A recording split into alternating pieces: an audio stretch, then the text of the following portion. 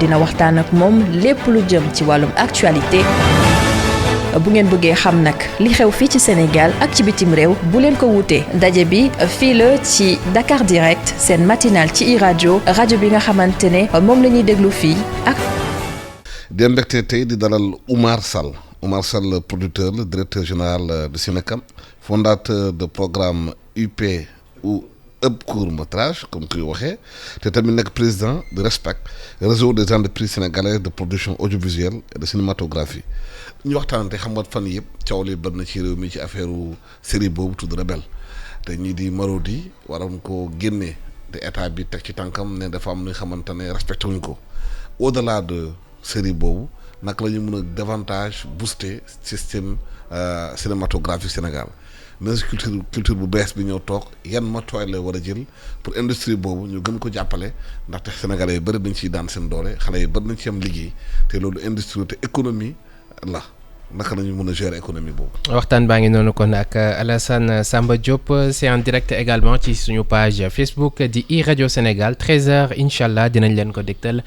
ci ITV Alassane ñu bàyyi la kon nga wéyal waxtaan bi. jërëjëf Mohamed Kandji ñu leen nuyu ko nekk turam ak santam di leen ñaanal bëccëgu jàmm di leen ajjuma jàmm ak salaam di leen mbégte tey di dalal Oumar Sall nag moom mooy président directeur général fondateur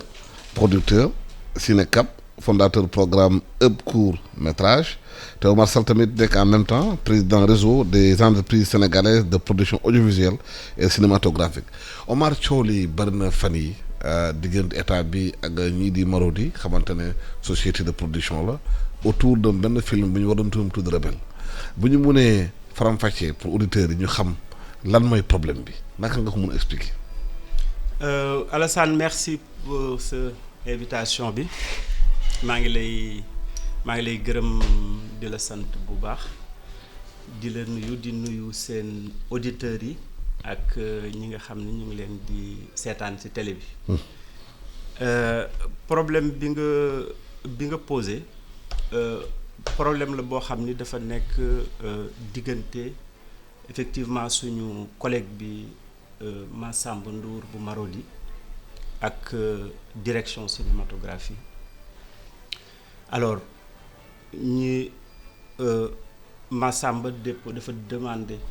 pour def tournage film et il me semble que autorisation bi mu war a soxla pour tourner amu ko loolu xëy na effectivement day def jaaxle si société yoo xam ni société production lañu c'est des sociétés qui sont très fragiles par rapport à l'écosystème ak modèle économique yoo xam ni dañ ko yor waaye dañuy liggéey si profession bi ñuy liggéeyee dafa am ay règles aussi yu ko régir parce que direction cinématographie di état ñoom ñoo yor gouvernance su cinématographie ñoo yor suñu environnement soo bëggee def film da ngay def recours y a des textes qui réglementent textes yi ñuy réglementé mooy da nga bëgg def film ñun la tout tournage boo xoolee textes yi organisé production exploitation promotion cinéma muy texte yoo xam ne dañ ko voté 2003 ñu promulgué ko mu am ay décret d'application yoo xam ni je pense c'est le décret 2002-18 du 15 avril 2002 moo ñuy wan nan la ñuy def pour am autorisation de tournage dañ ni tout tournage d'une œuvre audiovisuelle est soumis à l'autorisation de tournage dans les conditions d'application du décret loolu lan lay tekki mooy lépp loo xam ni donc audiovisuel ou cinématographique mooy maanaam lépp loo xam ni da nga koy def boo ko waree œuvre boo war a def muy cinéma mu jëm ci audiovisuel série da nga war a am autorisation de tournage pour nga am ko dañ ni la da ngay déposer ñaari exemplaire u scénario da ngay déposer ce synopsis da ngay déposer ce devis da ngay déposer même les lieux yi nga xam ni da nga fa war a tourner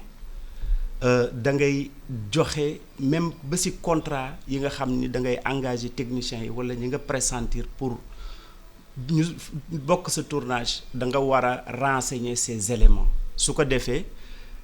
autorité bi apprécier et je pense qu'il gère des lois il gère pas des us et des coutumes donc gérer loi dafa war a nekk loo xam ni lu simple la su nit gi remplir conditions yi normalement da nga ko war a jox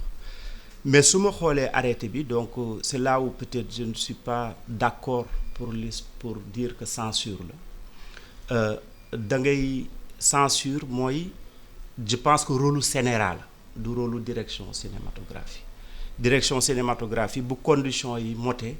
ñu ne la dañ lay jox autorisation de tournage yan conditions lañ lay bañ a jox autorisation de tournage c'est important c'est au niveau de l'article 3 c'est bu fekkee ni dafa am manquement si éléments yi nga joxe ça peut faire l'objet de rejet parce que demande la une demande ku ko def mën nga xaar une suite favorable wala une suite bu nga xam ni ce n'est pas favorable donc ñu ni su nekkee ni scénario bi dafay li ñuy wax mën na porter atteinte à l'ordre public wala ñun la aux bonnes mœurs bu boobaa am nañu droit ni la il faut revoir la copie je pense que loolu moo nekk li nga xam ni mooy réserve yi ma gis ci communiqué direction cinématographique. mais est-ce que amuloon possibilité toog waxtaan. waaw si xool foofu ban solution la ñuy trouver foofu parce que aussi boo nekkee ci production di ko engagé da nga engagé yenn saa ay dépenses anticipées maanaam dafa am ñu lay jox xaalis ngay dugal yooyu mais boo ko defulee tamit mun am impact ci société bi te gis nañu comme ni nga ko waxee sànq producteurs yi dañu fragile te am na Sénégalais yu bari xale yu bari tamit dañu bëgg loolu ñu ci am liggéey. am ñu waaw xam nga pour ma eggale loolu. xam nga il y va de la responsabilité xam nga le temps d'un tournage n'est pas le temps d'une autorisation de tournage parce que l'autorisation de tournage précède normalement avant d'engager un tournage loolu mooy les usages c'est les règles de la profession. Et c'est là où aussi on dit le producteur est un homme qui assure la garantie de bonne fin d'un film et doit rendre compte aux tiers c'est-à-dire l'ensemble des parties yi nga xam ne dañuy bokk engagé aussi production bi responsabilité producteur bi la mun leen je vais fabriquer l'œuvre de manière paisible et pour nga fabriquer de manière paisible il faut que nga gérer tout l'arsenal juridique bi war a àndal c'est des paramètres juridiques c'est des paramètres administratifs et c'est des paramètres financiers donc loolu da nga koy gérer mais li nga xam ni pour wax la ni la waxtaan woowu mën na ne parce que dama gis que ni ci déclaration yi may gis Marodi wala déclaration bi ma gis direction cinématographie la direction n'a pas fait recours à l'article 14 l'article 14 veut dire que sooy tourner te amuloo autorisation dañoo war a ñëw saisir sa matériel saisir say rush amende la donc loolu amul cela veut dire que am na possibilité ñu continuer waxtaan loolu il faut saisir cela pour que ñoom ñu mën a continuer waxtaan loolu mooy acteurs yi nekk ci secteur bi ban rôle la ñu war a jouer ci loolu pour quand même nañuy dugaloon ay dépenses bañ ko perte te aussi souvent série yi xam ngeen ko da ngay ñëw ne kii jox la avance ba télévision bi jox la avance nga liggéey ci après publicité bi ñëw ci ginnaaw parce que dafa fragile te am na xale yu bari tey dañ ci yëngu ci am astuut di téye seen njaboot. waaw xam nga foofu nag dafa nekk beneen problème. xam nga production comme li may expliquer balaa nga koy engagé normalement da nga war a am visibilité de toute l'organisation bi nga choisir ce film xam valeur utilité li nga choisir xam ñi nga xam ne ñoom ñoo ci bokk ak li ngay raconter ak say objectif da nga war a comme li mu lay wax da nga war a paramétrer am li nga war a am balaa ngay engager tournage li may wax nag c'est quand on respecte les standards dafa am respect des standards xam nga par exemple am na ñoo xam ne duñu commencer tournage lu dul que ni dañu am li ñu war a am ba décor ba lu ne da nga koy classer balaa ngay engager ce tournage pour bañ am ay problème ëllëg mais je comprends parce que le problème des séries au Sénégal Le problème, ce qui est d'ailleurs le modèle économique d'une série, ce qu'on appelle le cinéma et les marques, ou l'investissement par dette, ou nga mën a am un investisseur privé pour mën a engager série. Loolu day def que ni suñuy déposer. Par exemple, là j'ai vu que par exemple 7 épisodes la ñu déposé sur 45. L'autorité dit il me faut le reste des épisodes pour ma apprécier. Mais tooguñu peut-être xëy na développé wuñu lépp,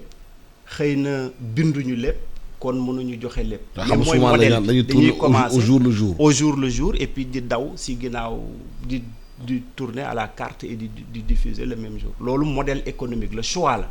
Choix la boo xam ni dafi nekk, mais les règles de la production ne collent pas forcément avec ce choix. Justement naka la autorité war a taxawee nag ci moment yi mel nii ci situation mu mel nii pour gën a dooleel maison de production yi c'est-à-dire bu fekkee ne dañu am jafe-jafe dañu obligé di tourner au jour le jour pour génnee lu ñuy def tab ak société rajo aussi c'est pas évident ak concurrence bi télévision yi ak concurrence yu bëri te tamit quoi qu'on dise série yi am na lu ñu yee ci sénégalais yi. yéen nañu culture yéen nañu affaire habillement yéen nañu benn écosystème bi nga xamante ne économique bu mun a buñ ko jàppee. bu gën a mun law mu gën a am impact ci réew mi. waaw série xam nga engagement projet production domaine privé la dire société bi mooy éditorial la. maay choisir li ma bëgg produire mais su ma ko choisiree comme li ma wax il y a des modèles économiques qui existent. Nan laay def ba financer sama série c'est la plus grande question. Alors lan moo am ici c'est le modèle le cinéma et les marques moom la ñuy financer série yi. wala nga am ku la abal xaalis muy dette bu ñu la mën a abal investisseur abal la ko nga tourner soo paree rembourser. wala nga am beneen possibilité de faire une demande parce que l'état bi am na FOPICA par exemple nga def demande su nekkee que. am na suite favorable dañ la permettre nga asseoir ce plan de financement nga tourner mais nag comme li may expliquer encore une fois film le cinéma coûte cher boo demee bay engagé il te faut l'ensemble des garanties. Loolu mooy aussi dëgg. waaw garantie ci côté administration mooy maanaam li nga war da nga ko ci autorisation ak li réglementé da nga ko war a def. da nga war a aussi am moyens yi et aussi indiquer la voie à tes partenaires pour ñu mën le suivre. Parce que kenn mënul fabriquer dans la fragilité. Donc loolu mooy rôle OTA bi donc on a le FOPICA mais on continue à demander. Est-ce que c'est justement scénario yi est-ce que FOPICA jox na leen moyen pour ñu def ci dara. Non loolu loolu xam nga c'est volontaire en fait. Quand tu soo bëggee def production yow yaay xam li nga soxla. yaay déposer nga demande c'est vraiment nit gi mooy xam lu mu bëgg déposer lu mu bëgg demander ko soit day am suite favorable wala mu am suite défavorable. Mais il y a d'autres moyens et d'ailleurs on en demande parce que il faut toujours des revenus conséquents pour le secteur de l'audiovisuel et du cinéma. Loolu dafa nekk loo xam ni dañ koy demander et d'ailleurs c'est pourquoi on demande aussi davantage les financements innovants pour que secteur bi mën a gën a am moyen. waaw mais ginnaaw cinéma am na doole ci réew day fabrique imaginaire dafa am impact bi nga xamante ne. du ñuy seetaan film yi rek du image yi rek am na lu nekk ci ginnaaw. am na culture bu muy véhiculer bu ñu gisee États-Unis ak yeneen réew ci àdduna bu ñu amee impôt ci àdduna. seen cinéma tax. fu ñu tollu Sénégal. yan modèle économique lañu mettre en place pour que cinéma bi gën a am moyen gën a génne suñu cosaan ak suñu aada gën a wone lu ñu nekk ñun réellement. waaw mais modèle yi mooy li may expliquer modèle yi mooy da ngay am ay créateurs yi nga xam ni dañ leen di encadrer depuis le droit d'auteur ba balaa ngay egg dans la production. Maintenant li nga xam ni moo ñu mën a génne dans cette précarité wala dans cet écosystème qui n'existe presque pas donc mooy ñu am les revenus cinématographiques loolu mooy booy xool même boo doon analyser aujourd'hui la contribution en termes de valeur ajoutée si loolu ngay déparé. donc da ngay xool production yi xool est-ce que am nañu réellement industrie ndax télé mi ngi jouer rôle am bi nga xam ni war na ko jouer si série yi par exemple au Sénégal la télévision joue un grand rôle mais le plan cinématographique où les montages financiers sont plus lourds la télé elle est absente donc on fait recours à d'autres télés mais il faut aussi des financements innovants le fonds institutionnel doit être encore davantage opérationnel et efficace dafa war a nekk fonds boo xam ni dafa gën a maanaam mën a permettre ñu liggéey mais gën a gaaw dynamiser le système mais contribution la après il faut aller chercher d'autres financements donc loolu mooy li nga xam ni dafa nekk lu war ce qui looloo ma pousse may wax culture dafa war a nekk même ministère de souveraineté parce que quand tout va mal il faut faire recours à la culture et Erdogan d'ailleurs moom moo koy wax mu dit tout ce que la diplomatie la guerre ne peuvent pas régler il faut faire recours à la culture donc ñu gis nañu par exemple ci Europe ñu organiser wu ñu wax les droits voisins et les droits d'auteur ak li nga xamante ne moom mooy GAFA yi maanaam Google Facebook dañu jëlee œuvre nit ñi di ko utiliser di ci am publicité générée te du ñu fay artistes yi gis nañu Europe du ñu organiser wu pour commencer di contraindre ñooñu di joxe dara presse bi am na ci acteurs yi am nañ ci cinéma bi am na ci lan matuwaay la ñu war a jël Sénégal fii pour que œuvre yi xamante ne Sénégal lañ koy def africain koy defal ñu bañ ko di ko piller rek ñoom duñ ci am dara waaw loolu Alassane question vraiment question bu am solo la parce que pour man loolu question caractère d'un état la tey duñu revenu yi ñu am boo xoolee par rapport ak suñu économie dafay buñ ko tuddee dafay nekk moyen yu am solo par exemple comparé à d'autres pays d'Afrique mais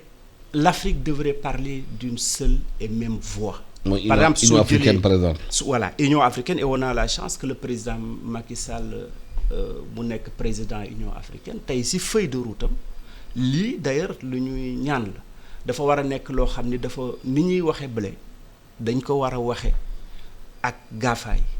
dañu am responsabilité sociétale d'entreprise tey il y a du yin et du yang dans ce qu'ils font il y a du bien il y a du mal tey li ñuy wax yépp sur le numérique les réseaux sociaux ñoom la li ñuy wax ci yenn contenu yi ñoom la mais dañuy war a am responsabilité sociétale d'entreprise ni Europe waxee ba ñuy contribuer 15% dañ ko Afrique dafa war a waxee noonu mais l'Afrique est absente partout et ça ce n'est pas normal te loolu dañuy war a taxaw d'ailleurs ñun dans le respect lu ñu xalaat la loo xam ni dañ ko war a def parce que normalement war nañu organiser ay assises de la culture des industries audiovisuelles et cinématographiques dafa nekk loo xam ni pour ñun dañ ko war a def ci manifeste mu bokk ci feuille de route président de la République pour ñu waxal Afrique parce que benn pays buy wax day faible par rapport ak loolu soit c'est l'UMOA l'espace UMOA soit CEDEAO soit mu nekk Union africaine président porté ko ñu mën a dem par rapport à cela parce que seen responsabilité boo demee Europe tey dañuy contribuer plus de 40 milliards dans le revenu cinématographique et audiovisuel c'est la même chose que nos sociétés de téléphonie mobile les sociétés de téléphonie mobile ne contribuent pas par rapport ak li nga xam ni moo am Europe du ñu contribuer comme ni nga xam ni moom lañ koy defaree du ñu war a participer ni ñu ko war a defee ak Europe tey boo demee Europe bu la studio Orange di financer ci film mais da ngay tiit da ngay naa ni lii studio Orange mënu ko te alors que l'ingénierie financière qui permet de gagner de l'argent est ici à Dakar en Afrique en général donc loolu ay problème pour man problème caractère la il faut que loolu ça se règle dañuy war a taxaw dañ koy régler léegi am ngeen ministre de la culture bu bees Aliou Sow ñëpp xam nañ c'est un grand intellectuel universitaire la xëy na question yooyu mënoo ko appréhender fi nga xamante xëy na ku ko jiitu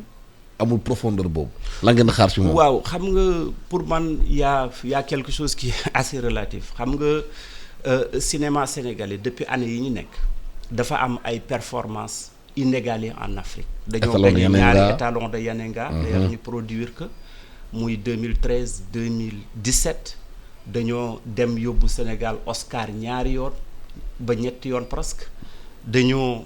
gagné grand prix du loolu yëpp magistère u ministre bi génn la am na si li nga xam ni fekk na fi Ablaye impact bi fi am na xam ni fekk na dafa bëgg wax rek que ni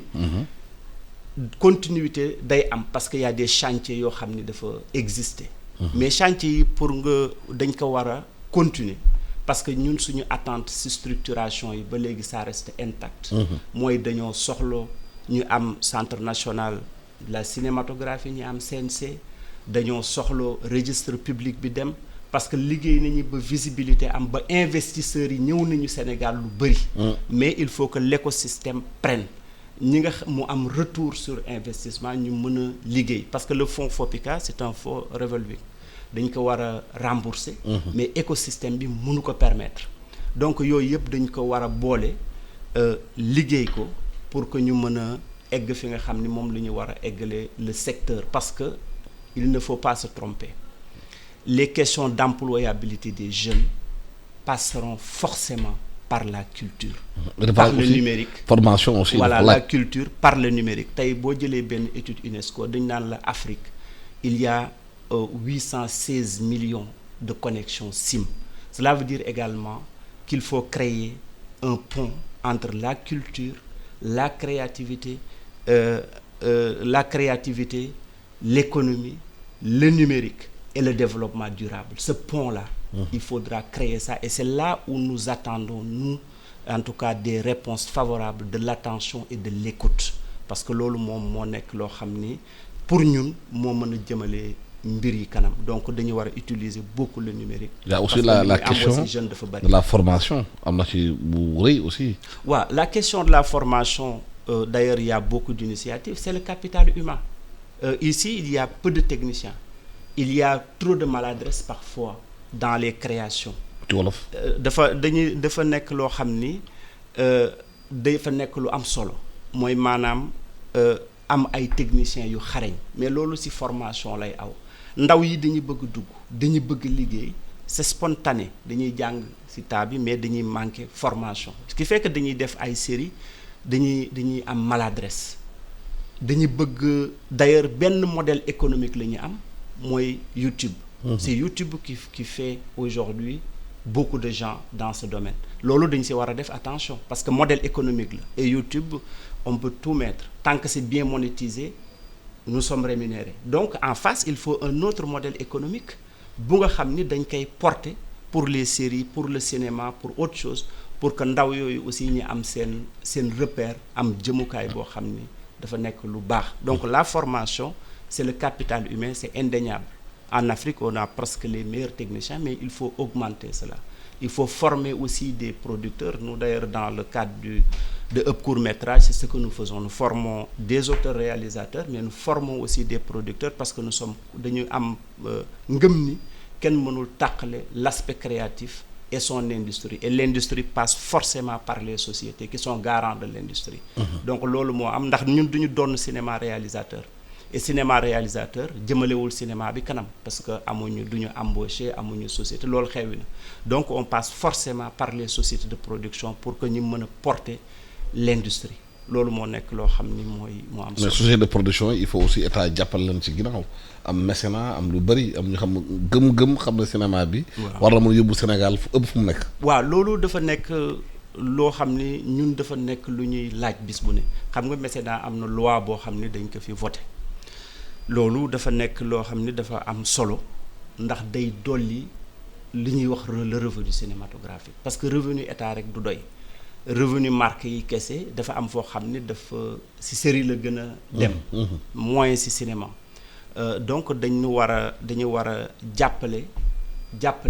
pour que ñu mën a gën a am revenu mécénat yi y a aussi li ñuy wax le système de crédit d'impôt parce que y a beaucoup d'investisseurs yoo xam ne dañuy ñëw tourner film dama lay jox benn exemple booy tourner film bu jógee bitim réew dañuy ñëw pour investir d'ailleurs loolu moo nekk loo xam ne dafa am Sénégal temps yi ñu génn investissement yu bare bu ñuy investir yow bu ñu ñëwee en tant que société de production nga recevoir cette subvention da ngay am gap de financement de 18% parce que l'ensemble des achats intérieurs dañ leen di def TTC su ko defee da ngay am gap boobu nag il faut que ñu liggéey pour am crédit d'impôt mécanisme additionnel la yoo xam ne dañ koy dolli ci FOPICA wala dañ koy dolli ci yeneen revenu yoo xam ni dafa exister parce que loolu foog mu am parce que dafa nekk loo xam ni non seulement day gën a rapprocher suñu société yi et aux impôts aux services fiscaux mais dina gën a tax ñu mën a gën a am ay revenus cinématographiques pour mën a liggéey waaw jërëjëf maa ngi lay gërëm di la sant Oumar Sall mooy fàttali auditeurs téléspectateurs yi yow yaay fondateur et directeur général Cinecap fondateur du programme ëpp court métrage te tamit yaay président RESPAC mooy réseau des entreprises sénégalaises de production audiovisuelle et cinématographique aussi ñu rendre hommage Abdoul Aziz Mbaye nekkoon ministre de la culture yal na ko yàlla xaree jëma letaloon yeneen nga ci magistrat am la Sénégal amoon loolu mu Abdoul Aziz Mbaye def na ci lu bëri parce que ne ko gëmmul cinéma am de culture la woon ki ñëw bees Aliou Sow nekk ministre tamit intellectuel yaakaar ne bu ñëwee dina gën a bosser aussi secteur cinématographique bi ak surtout série yi permettre xale yi Sénégal am talent bëgg def série liggéey ci am écosystème bu baax am ci liggéey lu am solo la maa la gërëm di la sant ñaanal bëccëg jàmm ak salaam di gërëm Fatima Kane Ndiaye ñoo ndoog jàmm dina waxtaan ak moom lépp lu jëm ci wàllum actualité bu ngeen bëggee xam nag li xew fii ci Sénégal ak ci bitim réew bu leen ko wutee ndaje bi fii la ci Dakar Direct seen matinal ci rajo bi nga xamante ne moom la ñuy déglu fii ak